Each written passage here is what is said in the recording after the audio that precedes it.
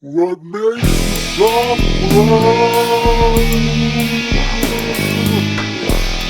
What? Spirit Walker, the 8th track on Ween's most recent album, La Cucaracha, 16 years ago. is not one of my favorite songs from the band.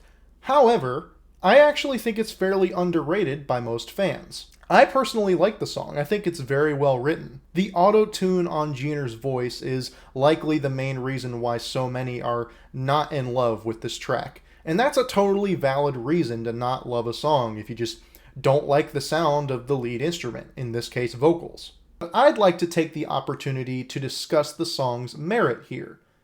Because let's be honest, Beato's not going to do it anytime soon. Musically, the song is very strange yet shockingly graceful. Many songwriters make the mistake of filling their song with weird chords and odd chord changes in an attempt to make it sound unique. Side note, I am not a professional songwriter. Seriously, I basically don't know what I'm doing. I am not Beato. However, there's a reason why we use certain chord progressions all the time in popular music. They generally sound good. Now, I am all for experimentation in songwriting. I absolutely am. But it is extremely hard to make a song with strange chord changes not feel awkward or clunky.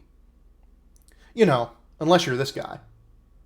The chords themselves are mostly standard diatonic stuff and triads. The weirdest chord is probably this one. It's essentially an F sharp dominant 7, essentially, but with a C sharp in the bass there. So it's essentially like the second inversion. You could also, I guess you would be like an F sharp 11 with C sharp in the bass. Because you've got this, it would be the 11th there is the 4th. And you've got that flat 7 there. So it's an interesting chord, but even that, you know, anyone who's messed around for a little while on the guitar has probably thought of doing an F sharp bar chord and just lifting off your finger there. And he just does that in the bass. It's an interesting chord to pedal on, but most of the chords are simple, but it's the way that he uses them that truly makes it special. Going from the 1 here, which is C, to the 4, F, with that major 7 in there, adds a nice loveliness and bit of classiness to the change, but it's 1 to 4 with a major 7 in there. It's classic and it works really well. It's a great start to the melody. But then he goes to the secondary dominant of the F, this B flat here. And that is the first thing kind of lets us know that something's a little different. So we're in this nice sort of soothing mood here. And then first kind of thing that jumps out is, as well, is a little strange, but it's not super out there yet.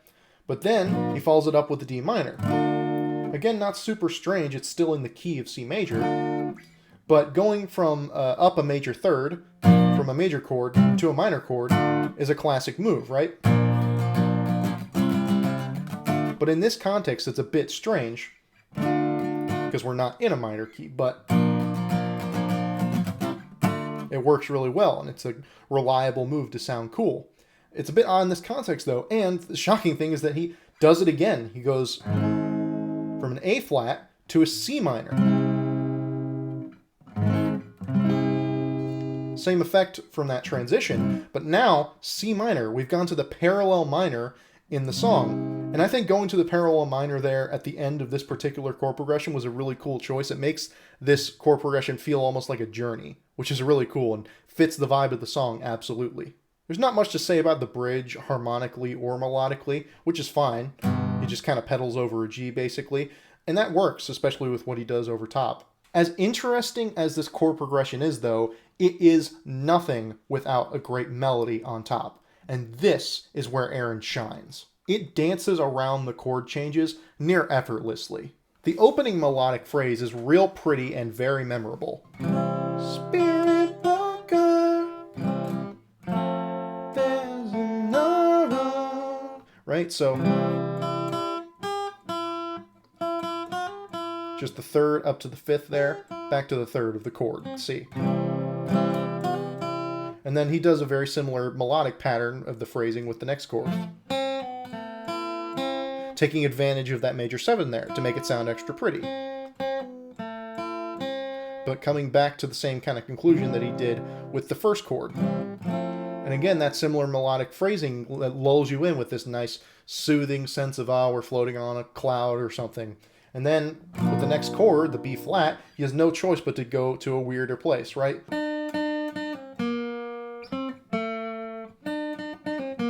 I love the auto-tune in that. Makes it, it makes his voice kind of warble in a really interesting way where it's like, too much living on a friend, which resolved perfectly to the fifth of the D minor. A great melody typically will use chord tones in a seamless way, and it does that here so that the odd changes in the progression maintain their character, but they're also made much more congruous. On certain chords, like the D minor here, he uses the minor 7, which is not necessarily in the chord. So he goes, please come in, which allows him to more easily wind down to the next chord, which is a weird change from D minor, because it's like down a tritone. So he kind of makes that more of a winding down feeling with the melody. Please come in. If he just went, please come in, right? Please come in and sample my love and going up to the major third there, sample my, and he uses anticipation there essentially because he gets to the fifth of the C minor chord there, and sample my, the C minor chord is not played yet, and sample my, when he sings that, the C minor chord hasn't happened yet, so he's actually singing, that would be like the major 7 of this A flat major chord. And sample my. So it makes more sense than it normally would to go this weird change. So now we're at the parallel minor, but the melody guides us down there, and it's just brilliant songwriting. The production here supports the atmosphere and vibe of the song by being very soft and airy, with passive synthesizer parts and ambient pad sounds. That garbled synth in the bridge is also cool, I guess. The auto-tune in this is certainly a big deal breaker for many, and again, I can totally see why. A minor complaint I have with Ween is that I wish there were a few more times where Aaron's voice would be a bit less obscured by effects and modulation, since he is quite possibly, in my opinion, the most underrated singer in all of rock music. I mean, he's just amazing. However, I think auto-tune can be used well when it's used not as a tool to apply to a substandard vocal performance, but rather as an effect. Would the song have been better if Jeaner's voice was left unaffected? Probably, and that's why many say that the live performances, the relative few that there are better than the album cut. But for me personally, because of its over-the-top implementation, the auto-tune registers more as an interesting and somewhat funny effect than it does as an annoyance.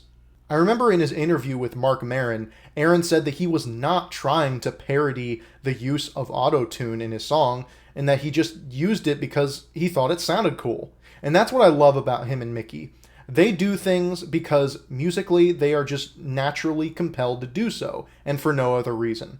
Talking about the lyrical content, the song seems to me to be about someone dealing with faith and spirituality, or having some sort of spiritual awakening. The bridge sees him asking if there is true spirituality in the world around him, so it's as if he's making a connection between Eastern and Western beliefs here, which is funny since there's a song on the Freeman album called The English and Western Stallion. Great tune, by the way. It can also be seen as the narrator taking to some form of pantheism where God either is or is in everything. Perhaps the name Spirit Walker refers to a spiritual deity which passes through the world and assesses us, hence Spirit Walker. Or something, I don't know. This essentially adds the personification of God as seen in Judaism and Christianity to beliefs such as Buddhism, where our good deeds are measured and matter in the afterlife. Towards the end of the song, he starts to plead for the Spirit Walker to give him a sign, which is something everyone has dealt with in life. So as out there as the song may seem on the surface, it's definitely applicable to many of our shared experiences. Despite being a deep cut that is generally considered one of their weaker songs, Ween managed to create a tune that offers much that we can glean from its writing and construction. All in a day's work for the coolest band around. Thank you very much for watching.